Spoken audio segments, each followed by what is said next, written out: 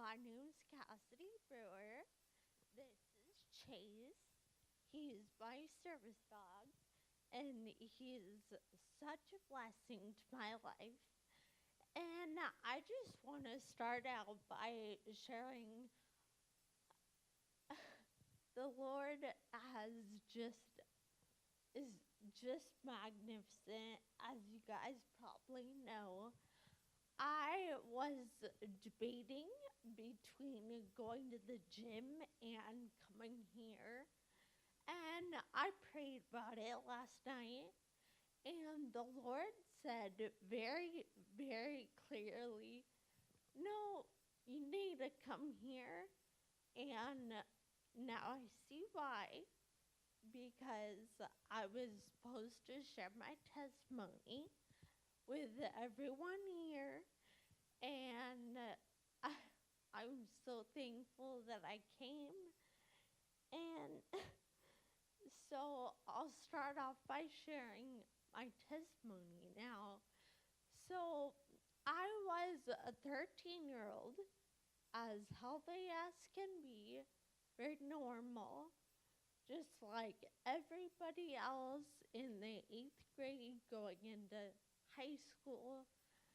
And I was mowing the grass on a hot summer day.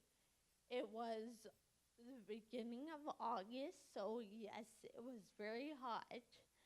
And so I was sweating, and I came to the house to cool down, so I rearranged my room and I cooled down.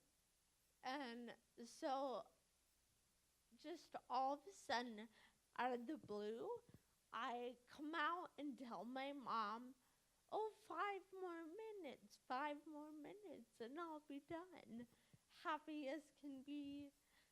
New, fresh, rearranged room. That was kind of like my thing. I I loved it. And so my all of a sudden my head starts shaking uncontrollably, and I started sweating beads of sweat. And um, my mom was just like, what do we do? What do we do? And she calls my she calls our neighbor and my dad, and she was just like, yeah, what do I do? And so our neighbor, who was just going into medical school, we called her and she said, get her to the hospital right away with a Gatorade. And so we got in the car. My head was shaking. I was sweating beads of sweat. My arms were starting to raise up. It's called posturing. And so my arms and legs were coming up. And we got to the hospital. My mom laid on the car horn, and the doctor, well, she said, oh, I forgot to mention the most important part. Okay, so on the way there, actually, okay, get this, it's kind of scary, but it was right in front of right in front of the college campus. It was in that intersection where I passed out. I was basically dying. It was all my organs were shutting down, and I threw up out the window.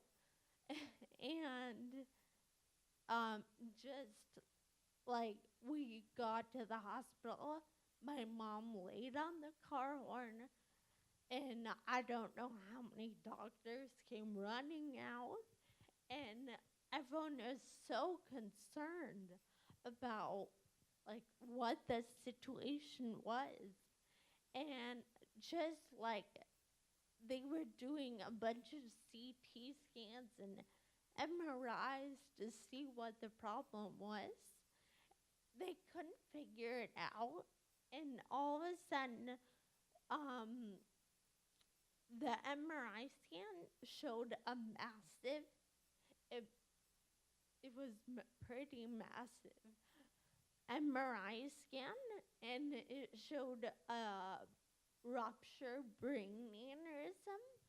And so it was massive. It was probably in the top 3 largest brain aneurysms that they've ever seen. So that was the Lord completely working, because he said that I was born with it. The doctor said that I was born with it.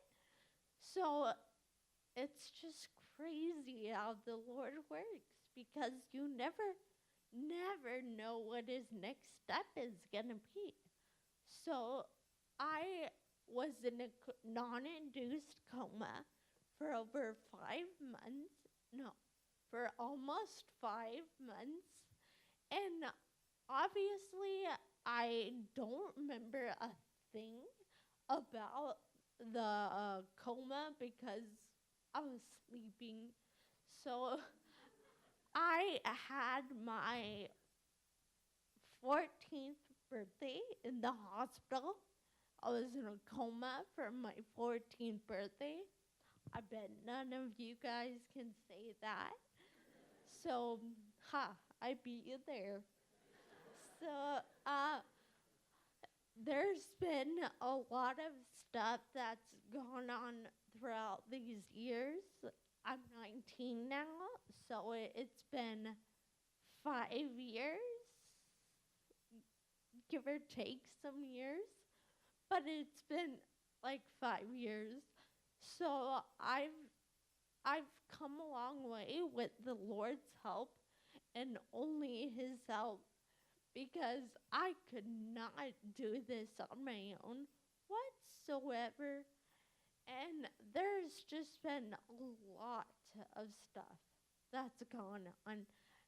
So, like, people have asked me, what's the thing that you missed most about when I was younger, when I could do that stuff? And honestly, my answer would be, I don't miss anything, because, like, what I could do and what I could do now is they're totally different. And just like what I can do now is such a big impact, because that is who I am now. So it doesn't really make a difference to reflect on who I was.